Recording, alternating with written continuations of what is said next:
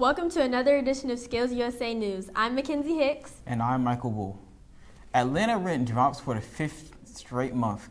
A new batch of data is sure to prove promising for Metro Atlanta renters. Zumper released new stats on Monday showing rent prices across the area are flat or falling for the fifth straight month. It's a clear signal that the cooling we're seeing isn't just seasonal. This pattern is playing out across most of the country, with a few outliers like San Francisco moving in the opposite direction. It reflects a two-tiered economy and a rental landscape. Many markets are slowing under soft labor conditions, with a small number of high-wage hubs continue to accelerate. Zumper CEO Anthemos Georgiadis said Atlanta is the 24th most expensive city for renters, according to the report, and it is tied with that spot with Virginia Beach and Denver, Colorado. A missing woman and 3 grandkids found a day after getting lost on a hike.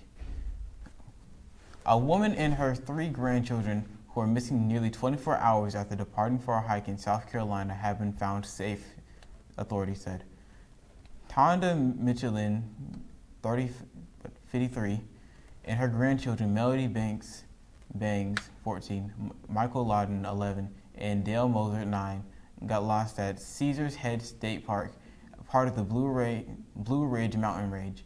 One of the children called 911 the evening of November 24th, about 6:50 p.m., to report they had been lost for 3 hours, according to Lieutenant Ryan Flood with the Greenville Sheriff's Office.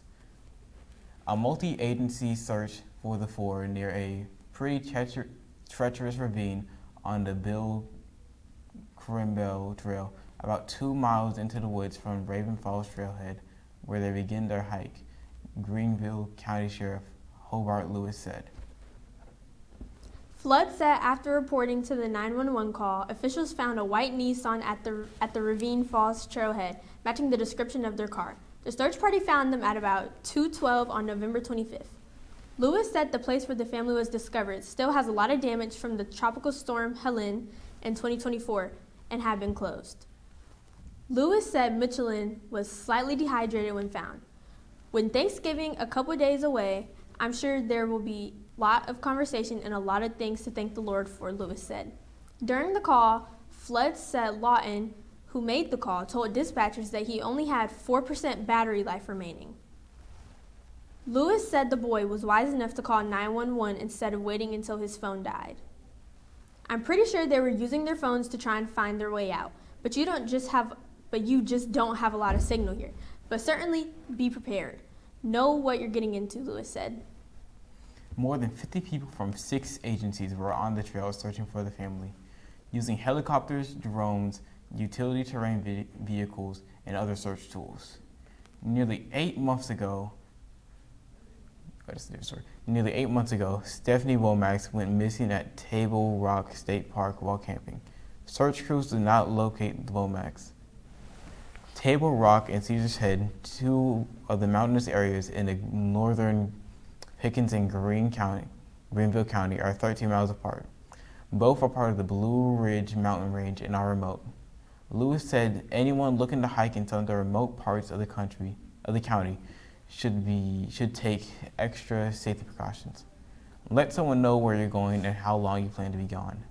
Don't stray off the path. If you want to look at something, don't get distracted and recognize you don't have all the answers. Ask a park ranger or get a map, Lewis said.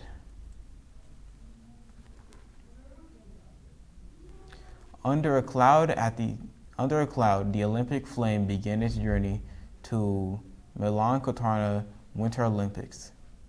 The Olympic flame began its journey Wednesday to the Milan-Cortina Winter Games, missing a little bit of its usual magic.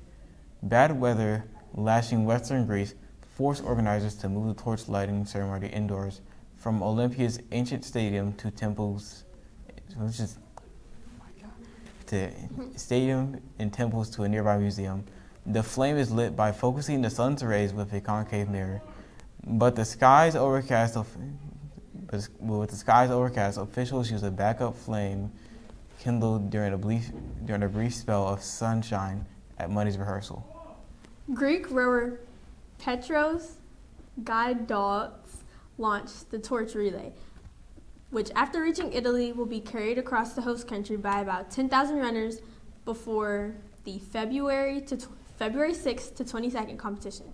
The sun ultimately made an appearance over rain-soaked Olympia on Wednesday during the indoor ceremony. It's incredibly memorable and a little bit emotional for me to be standing here, said IOC President Christy Coventry, who is overseeing her first torch lighting after being elected to the post in March. It feels like the past and the present are really coming together. We are extremely happy that today's ceremony reminds us what the Games stand for. Italy is hosting its third Winter Games, but preparations have been plagued by cost overruns and construction setbacks. Organizers say there's plenty for fans to look forward to. A program featuring 116 medal events, the debut of ski mountaineering, higher female participation, and the return of NHL hockey players to the Olympic hockey. After a short tour of Greece and a handover on December 4th, the Flame will begin a 63-day, 12,000-kilometer relay through all 110 Italian provinces, highlighting the cultural sites and host venues before reaching Milan's San Siro Stadium for the opening ceremony. Over the next few weeks, the Olympic Flame will pass through all the Italian provinces, 60 cities, 300 towns, 20 regions, and all the UNESCO sites. It will travel from northern peaks to the southern shores. Giovanni Malgo, head of the Milan Cortina Organizing Committee.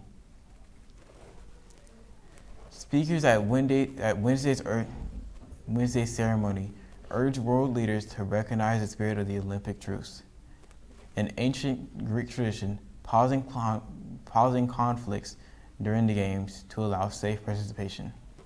Today, humanity is going through times of multiple and parallel crises.